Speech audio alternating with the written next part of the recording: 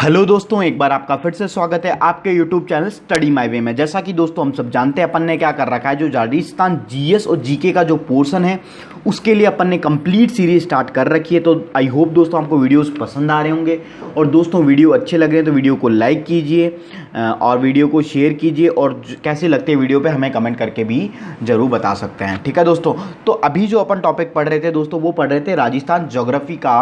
अपन आज जो पढ़ेंगे वो 30th पार्ट है। इससे ऑलरेडी पहले 29 पार्ट अपलोड हो चुके हैं, तो वो वीडियोस आप प्लेलिस्ट में जाके देख सकते हैं। और साथ ही साथ जो ऑनलाइन टेस्ट सीरीज और इंपॉर्टेंट क्वेश्चंस की सीरीज है वो भी आपको प्लेलिस्ट में मिल जाएगी। ठीक है, तो अब अपन चलते हैं अपने टॉपिक की तरफ। तो दोस्तों अपन लास्ट में जो लास्ट वीडियो था 29, उसमें अपन क्या पढ़ रहे थे, अपन पढ़ रहे थे राजस्थान की मृदा पढ़ रहे थे। और मृदा में भी अपन ने क्या पढ़ा था, निर्माण के आधार पर जो 8 प्रकार की जो मृदाएं हैं, जलोढ़ मृदा, काली मृदा, रेतीली बलुई मृदा, सारीय मृदा और लाल मृदा तक अपन ने कंप्लीट कर लिया था। लाल मृदा कहाँ पे थी, पर्वतीय मृदा थी। अब अपन पढ़ेंगे नेक्स्ट, दैट इज 6th है आपकी लाल पीली मृदा। कौन सी दोस्तों, लाल पीली मृदा। ठीक है, तो हेडिंग डालिए लाल पीली मृदा। इसको लाल पीली मृदा को, लाल पीला रंग किस तरीके का दिखता है, आप थोड़ा थोड़ा भूरे कलर का दिखता है, तो उसको भूरी मृदा भी कहा जाता है। ठीक है, ये बात समझ में आई। फिर मैं बात करता हूं इसके निर्माण की। तो दोस्तों इसका जो निर्माण है वो हुआ है, लाल पीली मृदा का जो निर्माण है ग्रेनाइट तथा नीच चट्टानों से हुआ है। नीच चट्टानों के अपसरण, मतलब वो कटने लगी धीरे धीरे, इरोजन हुआ उनका, बरसात से हो चाहे आंधी से हो, किसी भी तरीके से, तो धीरे धीरे अपसरण होता गया ग्रेनाइट और नीच चट्टानों से। तो फिर किसका निर्माण हुआ, लाल पीली मृदा का। तो लिखिए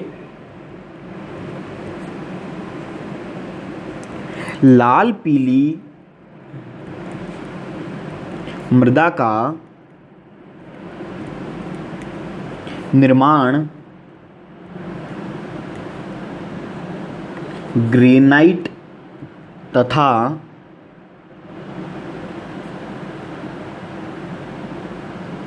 नीच चट्टानों के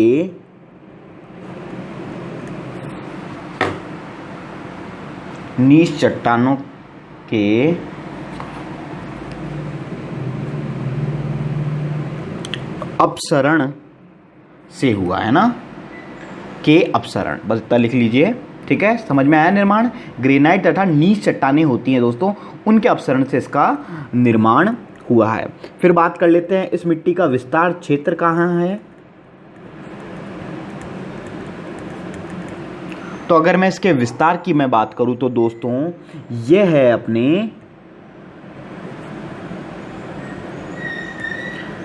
बनास बेसिन, और बनास बेसिन का जो आसपास का क्षेत्र है वो आ जाएगा। तो बनास बेसिन में कौन कौन सा क्षेत्र आ जाता है अपना, भीलवाड़ा, टोंक, अजमेर और सवाई माधोपुर। ठीक है, ये तो बात हो गई विस्तार क्षेत्र के लिए। ठीक है, अब ये जो मिट्टी है ये कौन सी फसल के लिए उपयोगी है, तो दोस्तों जो मोटा अनाज होता है उसके लिए काफ़ी उपयोगी होती है आपकी लाल पीली मृदा। तो लिखिए इसमें मोटे अनाज के लिए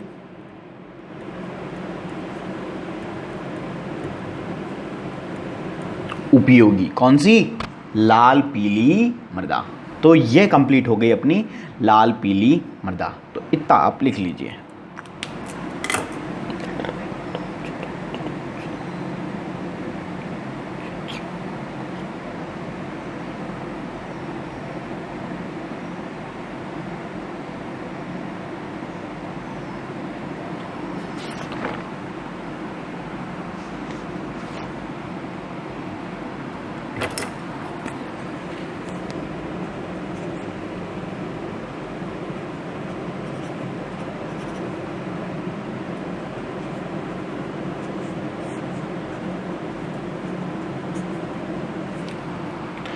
अब नेक्स्ट के बारे में बात करते हैं दोस्तों, लेटेराइट मृदा। ये कंप्लीट हो गया होगा आई होप। अब बात करते हैं लेटेराइट मृदा। तो सबसे पहली बात करूं तो लेटेराइट मृदा क्या होती है दोस्तों, वो है इलाके जहाँ पे टेम्परेचर हाई रहता है, मतलब तापमान उच्च रहता है और वहाँ रेन भी ज़्यादा होती है, उच्च वर्षा होती है। तो ऐसे क्षेत्रों में क्या होता है, आकस्मिक जलवायु का परिवर्तन होता रहता है। कभी एकदम से गर्मी हो गई, फिर एकदम से बरसात हो गई, है ना, फिर ज़्यादा गर्मी हो गई तो फिर बरसात हो गई, फिर बरसात हो गई, ठंड हो गई, फिर वापस गर्मी हो गई। तो इस तरीके का जो आकस्मिक जलवायु परिवर्तन वाले क्षेत्र हैं, वहाँ पे जो मृदा पाई जाती है वो कौन सी होती है, आपकी लेटेराइट मृदा। तो लिखिए इसमें,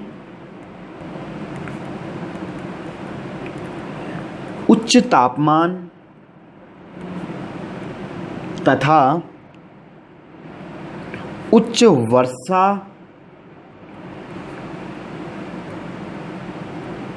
वाले क्षेत्रों में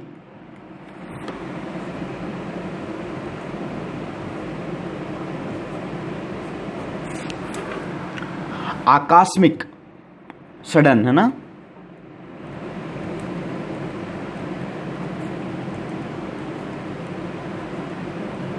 जलवायु परिवर्तन से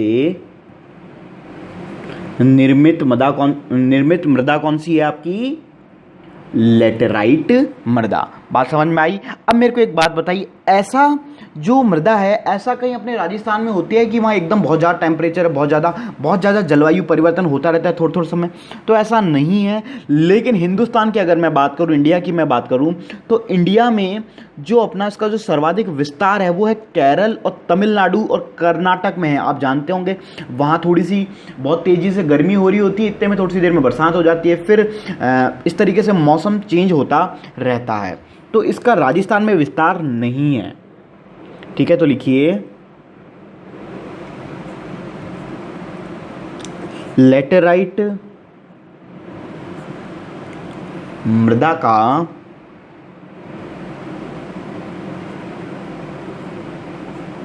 सर्वाधिक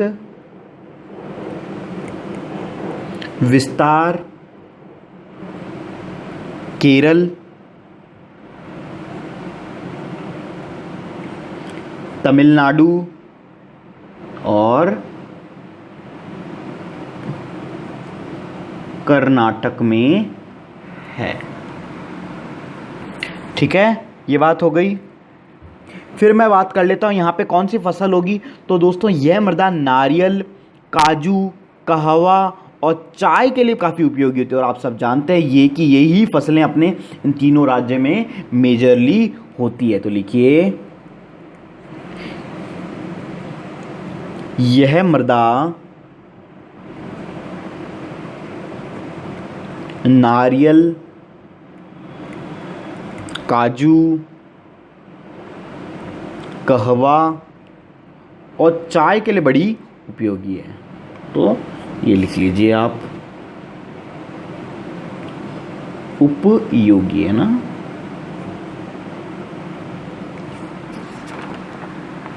ठीक है, तो इतना आप लिख लीजिए।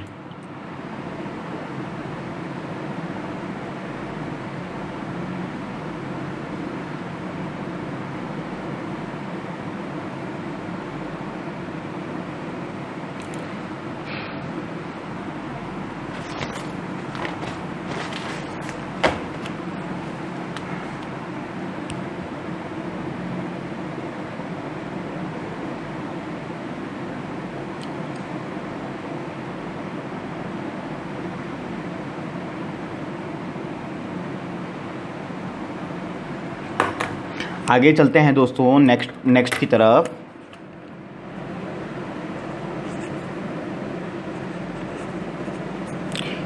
पीट मृदा, व्हाट इज इट?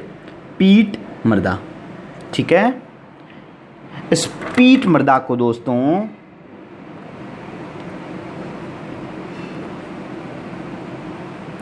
जैविक मृदा भी कहा जाता है। ठीक है, पीट मृदा को क्या कहा जाता है? जैविक मृदा भी कहा जाता है। सबसे पहले बात करते हैं निर्माण की, इसकी बात कर लेते हैं अपन। तो अगर मैं दोस्तों इसके निर्माण की मैं बात करूं, कोई भी दलदली अगर कोई मृदा है, दलदली मृदा में आप जैविक पदार्थ मिला दो, क्या मिला दो, जैविक पदार्थ मिला दो, तो जो इन दोनों के मिक्सचर से जो मृदा का निर्माण होगा वो क्या कहलाएगी, आपकी पीट मृदा। ठीक है, तो ये मेरे को बताइए ऐसी मृदा कहाँ मिलेगी। उसके लिए पहली रिक्वायरमेंट क्या है कि दलदली मृदा होनी चाहिए, तो मतलब एक डेल्टाई प्रदेश होना चाहिए। तो यह मिट्टी आपको डेल्टाई प्रदेश जैसे सुंदरबन हुआ, कच्छ का रण हुआ, वहाँ पाई जाती है, गुजरात वगैरह में। ठीक है, तो बात समझ में आई, तो लिखिए इसमें निर्माण में दलदली मृदा में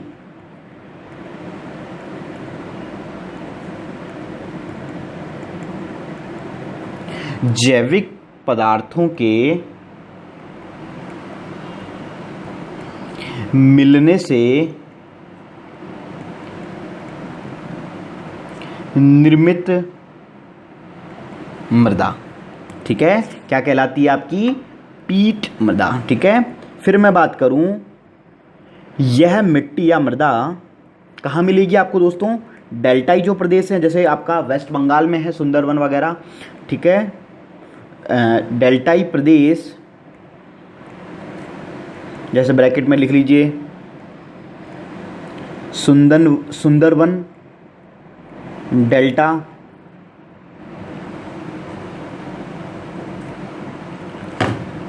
कच्छ का रण गुजरात में पाई जाती है। कौन सी मृदा, आपकी पीट मृदा। ठीक है, अब ठीक है, ये तो बात हो गई। फिर मैं बात करूं, इस मिट्टी में जो मैंग्रोव वनस्पति है, जिसे ज्वारीय वन या अनूपवन और अनूपवन या कच्छ वन पाए जाते हैं ना। और मैंग्रोव वन का मतलब पता ही है, मैंग्रोव वन आपको इधर की तरफ ही मिलते हैं मेजरली, जो पृथ्वी का जो एक तरीके से मैंग्रोव वनों को पृथ्वी के किडनी भी कहा जाता है, क्योंकि ये जो साल भर हरे भरे रहते हैं और ये क्या करते हैं, जो जितने भी पॉल्यूशन हो रहा है, पॉल्यूशन को क्या करते हैं, जो कार्बन डाइऑक्साइड उसको फिल्टर आउट करते रहते हैं। और पेड़ ही तो एक तरीके से फिल्टर करता है और ऑक्सीजन देता है हमें। तो इतने ज़्यादा मात्रा में मैंग्रोव वनों को पृथ्वी की किडनी भी कहा जाता है। तो लिखिए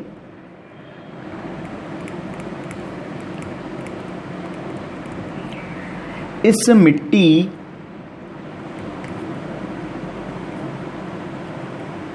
में मैंग्रोव वनस्पति मैंग्रोव वैसे इंग्लिश में है और हिंदी में इनको बोलते हैं जिसे ज्वारीय वन,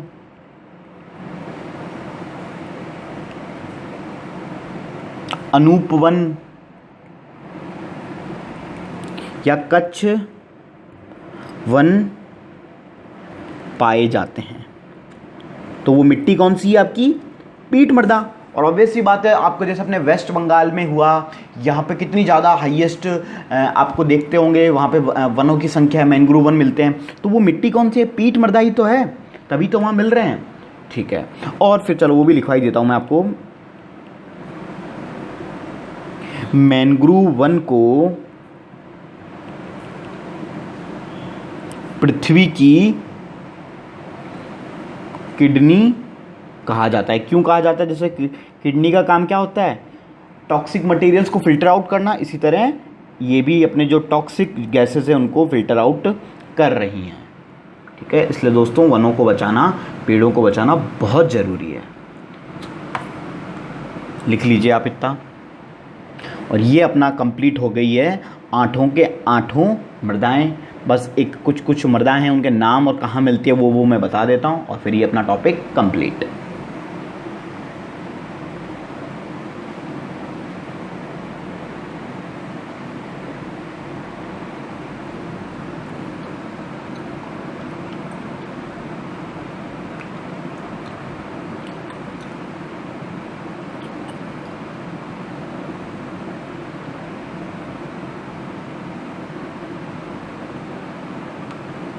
ठीक है दोस्तों, आगे चलते हैं अपन। तो दोस्तों ये जो अपनी मृदाएं हैं, ये अपना टॉपिक कंप्लीट हो गया है। बस अब ये लास्ट कुछ मृदाएं हैं, और आपको वहाँ कहाँ मिलती है ये याद रखना है। पूछ लिया जाता है कई बार, लेकिन मैं फिर भी लिखवा देता हूँ आपको।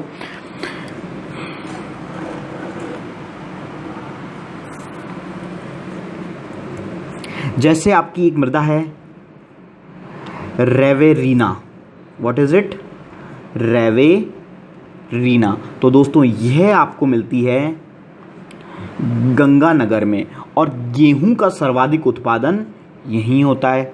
तो कौन सी मिट्टी है वो, रेवेरीना।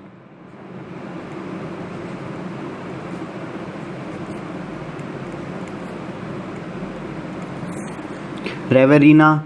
फिर है अपनी साइरोजेक्स।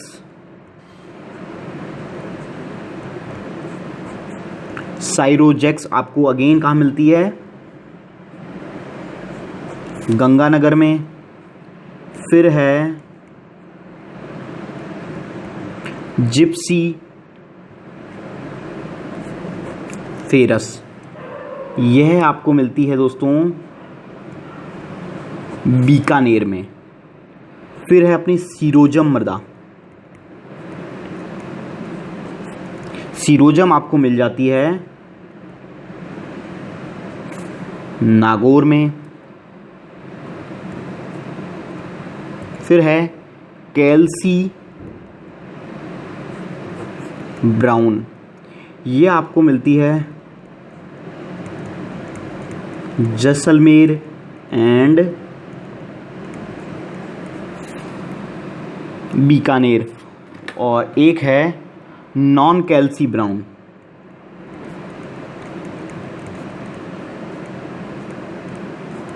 यह आपको मिलती है जयपुर और भरतपुर वाले ज़िलों में। ठीक है, तो यह था दोस्तों अपना लास्ट टॉपिक, इतना आप लिख लीजिए। और ये अपनी मृदाएं कंप्लीट हो गई है।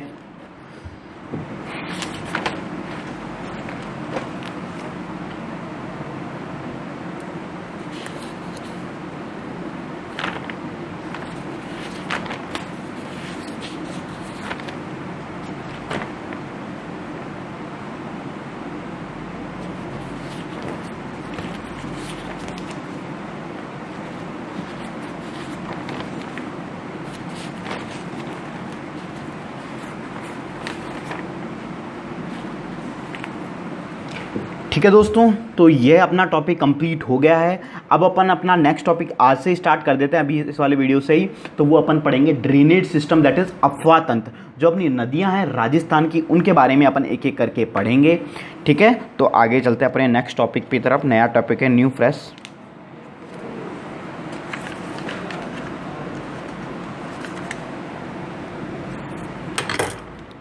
हेडिंग डालिए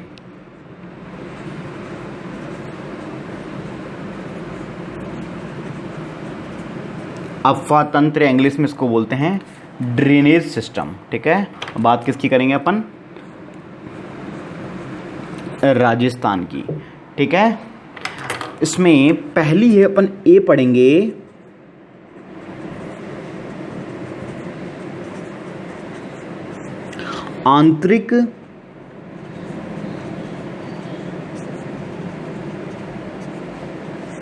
आंतरिक अफवाह तंत्र।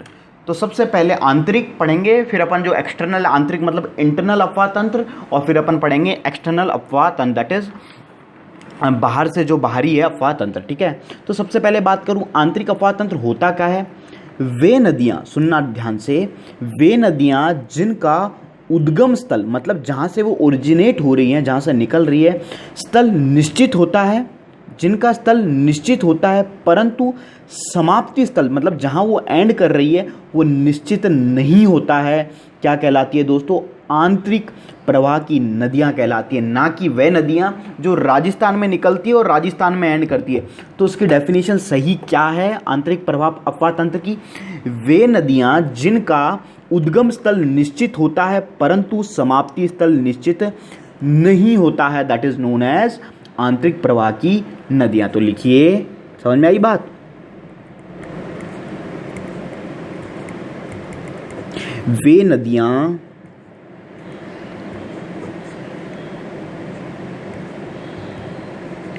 नदियां जिनका उद्गम स्थल मतलब ओरिजिनेशन, ठीक है, उद्गम मतलब ओरिजिनेशन, जहां से वो निकल रही है, उद्गम स्थल निश्चित है मतलब वो फिक्स्ड है,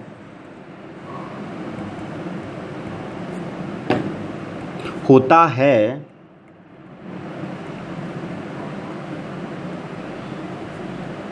परंतु समाप्ति स्थल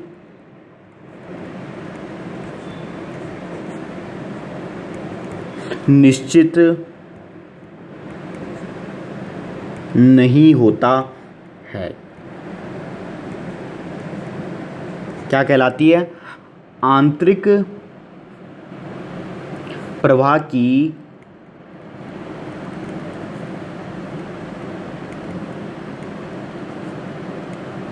नदियां कहलाती है। तो ये बात हो गई इसकी डेफिनेशन की आंतरिक प्रवाह की नदियां क्या होती है।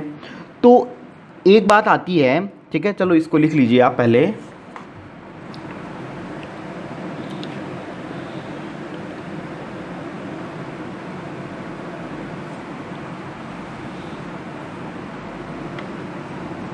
अब देखिए, अब बात आती है कि जो आंतरिक प्रवाह तंत्र है यह केवल और केवल राजस्थान में ही पाया जाता है। किसकी मैं बात करूं?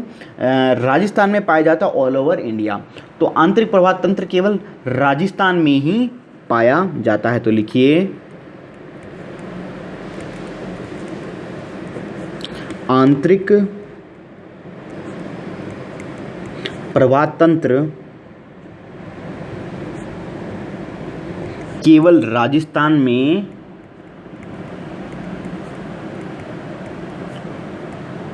पाया जाता है। ठीक है, और अगर मैं बात करूं राजस्थान में जो सबसे बड़ा जो अपवाह तंत्र है वो आंतरिक अपवाह तंत्र ही है। मतलब अप्रॉक्स 60% जो नदियां हैं वो किसके थ्रू है? आंतरिक अपवाह तंत्र है। दैट इज कि उनका उद्गम स्थल फिक्स है और कहां तक जाती है वो फिक्स नहीं है। तो लिखिए राजस्थान में सबसे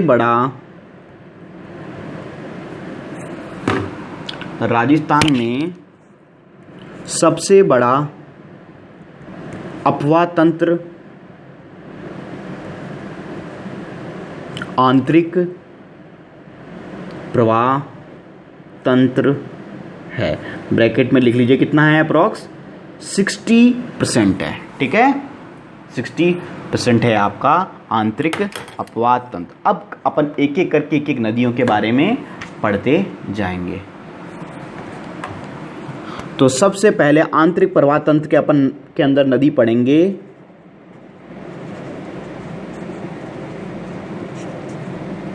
घग्गर नदी। ठीक है, घग्गर नदी के कुछ और नाम भी मिलते हैं अपन को, जैसे दृश्यवती नदी,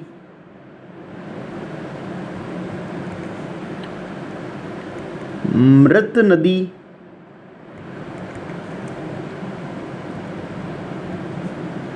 प्राचीन सरस्वती नदी।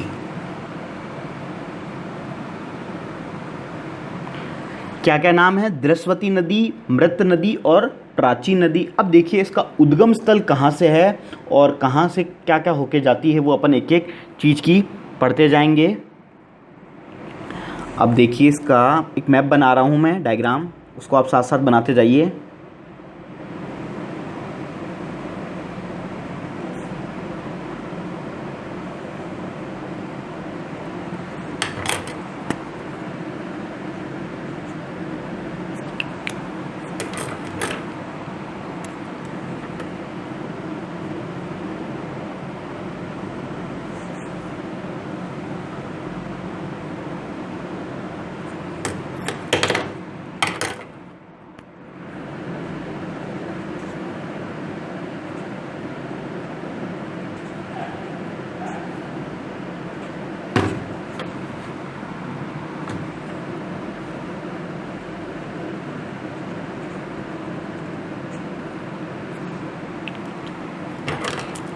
शिवालिक की पहाड़ियाँ, कालका, साथ साथ बनाते जाइए दोस्तों इस मैप को, इस डायग्राम को।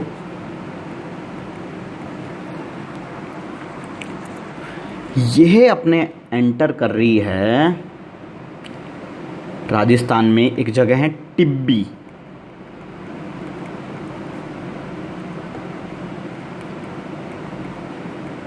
जो कि है अपना हनुमानगढ़ में। यहाँ कुछ सभ्यताएं थी, ये यहाँ थी अपनी कालीबंगा। ये जो अपनी प्राचीन सभ्यताएं थी, जो इंडस वैली, इंडस रिवर वाली जो सभ्यताएं थी, सिंधु घाटी सभ्यताएं। और ये है इधर रंग महल।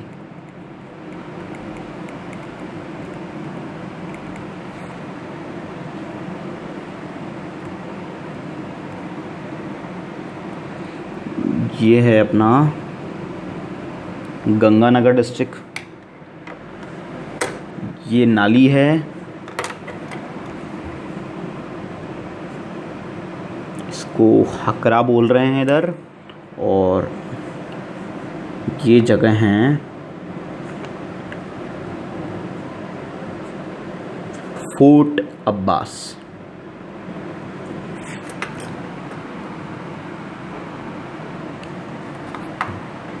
तो इस आप मैप को बनाइए।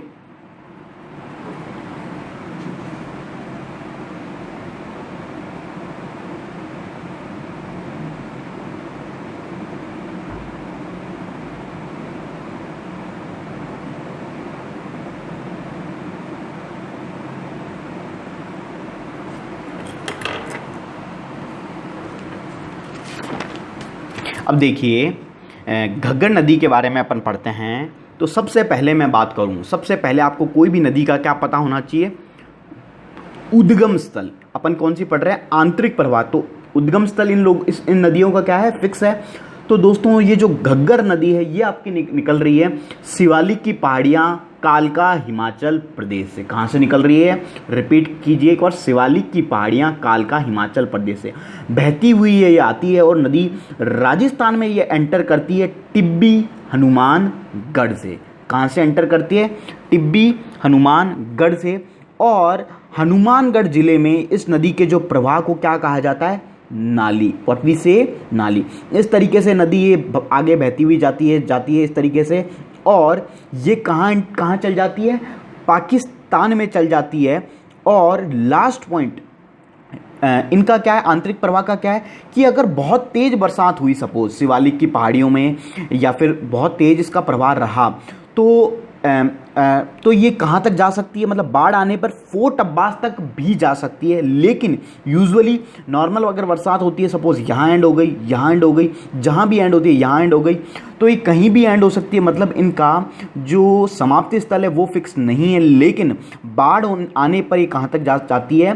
Fort Abbas, that is in Pakistan, जो कि पाकिस्तान में है। और पाकिस्तान में इसके प्रवाह को क्या कहा जाता है? हकरा कहा जाता है। प्रवाह क्षेत्र, घग्गर के प्रवाह क्षेत्र को क्या कहा जाता है? हकरा कहा जाता है। इसके पास कांस्य युगीन जो सभ्यताएं हैं, कालीबंगा महल, इस सभ्यताओं की खोज की गई है। तो यह बात थी घग्गर नदी की। एक एक चीज़ मैंने आपको क्लियर कर दी है। अब इसी को अपन पॉइंट्स में लिख लेंगे। जो चीज़ें, ये तो लिखने की जरूरत है नहीं, क्या बोलते हैं, उद्गम स्थल और समाप्ति स्थल। ठीक है, जो जो चीज़ें हैं वो मैं लिखवाता जाऊंगा और आप लिखते जाइए। ठीक है, समझ में आया ना? तो ये मैप आपके दिमाग में एकदम रटा हुआ होना चाहिए। और फिर आप सब चीज़ें एक बार इजीली आप कर पाओगे। ठीक है, तो करते हैं विशेषता। ये घग्गर नदी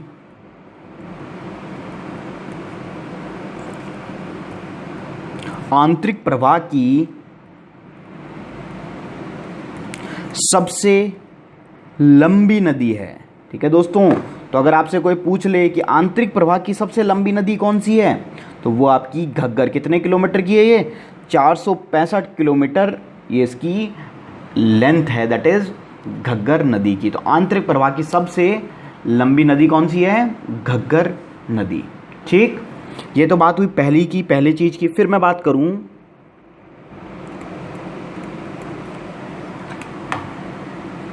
घग्गर नदी के प्रवाह क्षेत्र। प्रवाह क्षेत्र मतलब होता है जो घग्गर नदी का जो पार्ट है ना, को कौन सी जगह है ये? हनुमानगढ़।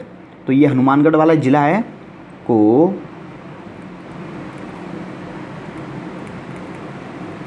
हनुमानगढ़ में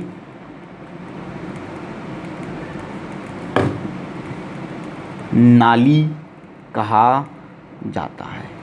अगर हनुमानगढ़ की जगह राजस्थान में लिख दिया जाए तो क्या ये क्वेश्चन गलत होगा? नहीं होगा, है ना। तो क्या कहा जाता है? घग्गर नदी के प्रवाह क्षेत्र को हनुमानगढ़ या फिर मैं कहूँ राजस्थान में क्या कहा जाता है? नाली कहा जाता है। बहुत इंपॉर्टेंट क्वेश्चन है ये आपका, ठीक है। फिर लिखते हैं, फिर देखिए जो चीज़ें मैंने बताई वही चीज़ें अपन स्टेटमेंट में लिख रहे हैं। घग्गर नदी में बाढ़ आने पर इसका पानी कहाँ तक जाएगा दोस्तों? फोर्ट अब्बास, जो कि कहाँ है? पाकिस्तान में। पानी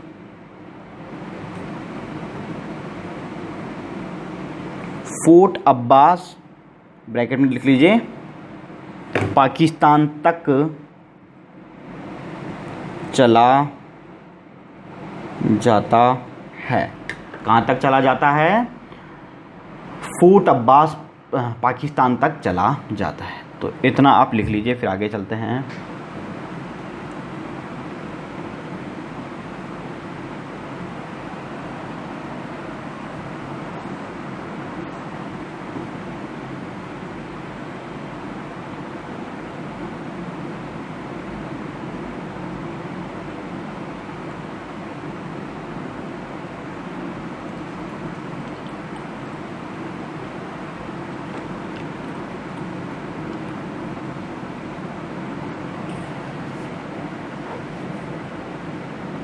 ठीक है, आगे चलते हैं।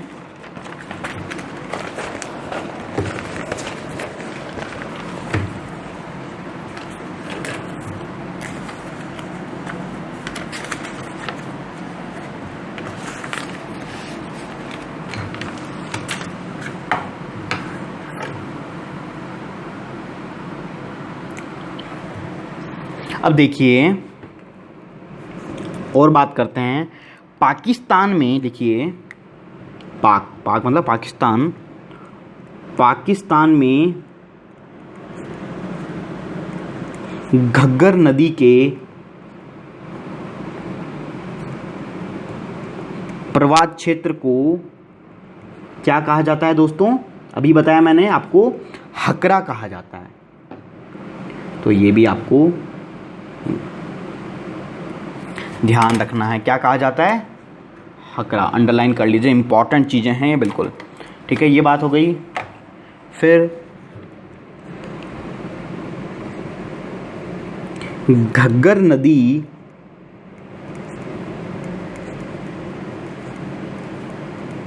के किनारे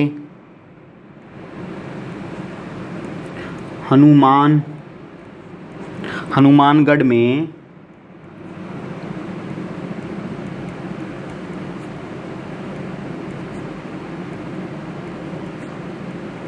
सिंधु घाटी सभ्यता, या फिर ब्रैकेट में आप क्या लिख सकते हो? कांस्य युगीन भी कहते हैं ना इसे, कांस्य युगीन सभ्यता के दो स्थल हैं। कौन कौन से? अभी अभी मैंने बताया आपको, कालीबंगा और रंगमहल। कालीबंगा एंड रंग महल की खोज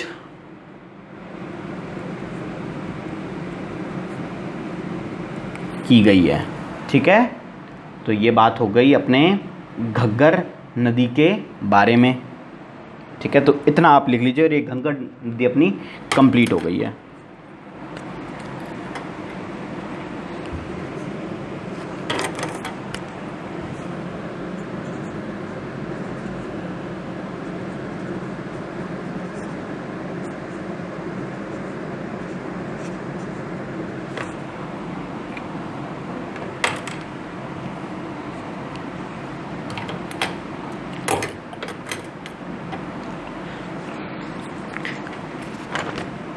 तो दोस्तों नेक्स्ट अपन पढ़ते हैं कांतली नदी।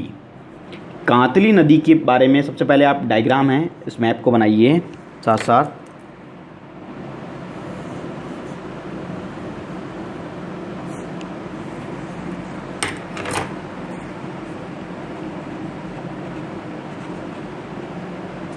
खंडेला की पहाड़ी जो कि है अपने सीकर में, तो ये जगह है सीकर, ये है झुंझुनू, ये यहाँ पे गणेश्वर सभ्यता है। यहाँ लिखिए भारत में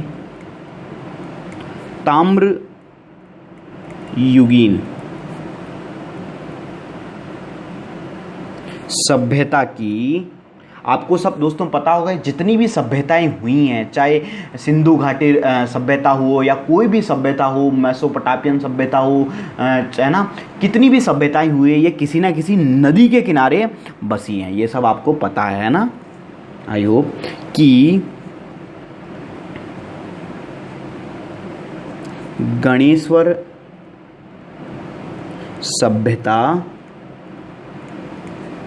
जननी है। भारत में ताम्रयुगीन सभ्यता की गणेश्वर सभ्यता जननी है। ठीक है, इधर इसको बोल रहे हैं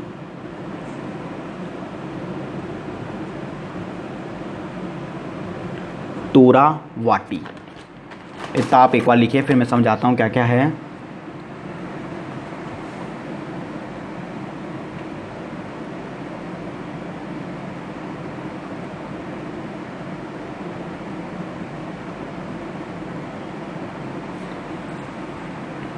अब देखिए बात करते हैं अपन कांतली नदी की।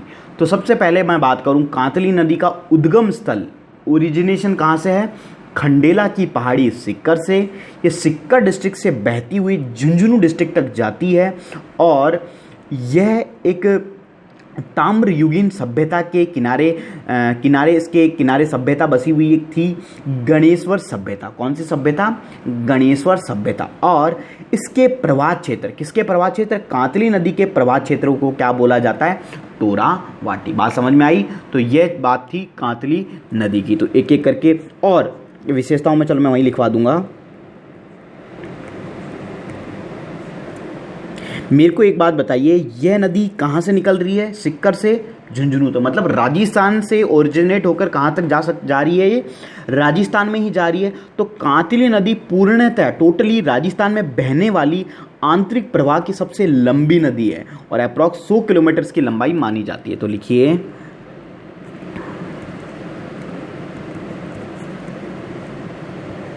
कांतली नदी पूर्णतः राजस्थान में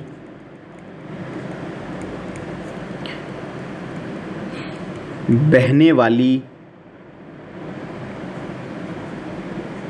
आंतरिक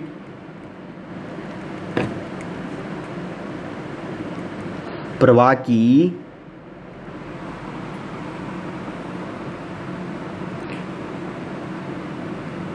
सबसे लंबी नदी है। कितनी किलोमीटर? 100 किलोमीटर। वो टोटल राजस्थान में नहीं है, वो कहाँ से स्टार्ट होकर आ रही है? तो वो क्या है? घग्गर नदी आंतरिक प्रवाह की तो सबसे लंबी नदी है, लेकिन अगर कोई पूछ ले सिर्फ पूर्णतः राजस्थान में, तो राजस्थान में कौन सी है? कांतली। और वैसे कौन सी है? घग्गर। ठीक है,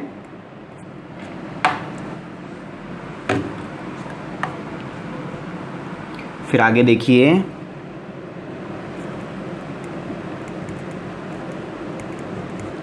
कांतली नदी के प्रवाह क्षेत्र को क्या बोला जाता है दोस्तों? अभी मैंने बताया आपको, क्षेत्र को तोरावाटी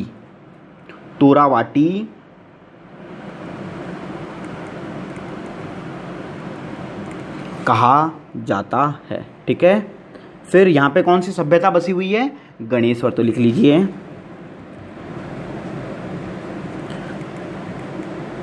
कांतली नदी के किनारे नीम का थाना, जगह है नीम का थाना क्षेत्र, सीकर में पड़ता है आपके, सीकर डिस्ट्रिक्ट में, सीकर में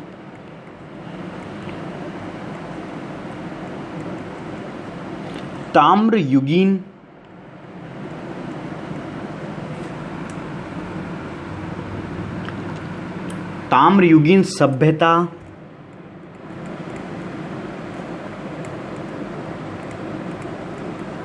गणेश्वर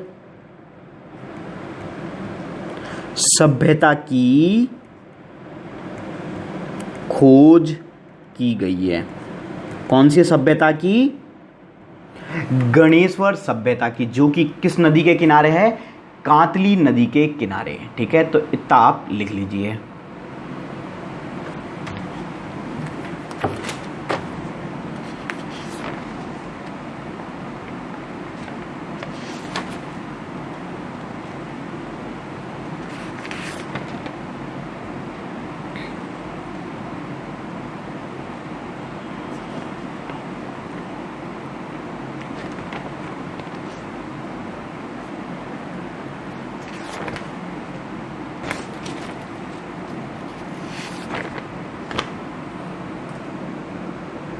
तो दोस्तों ये अपन ने कांतली नदी कंप्लीट कर लिया है।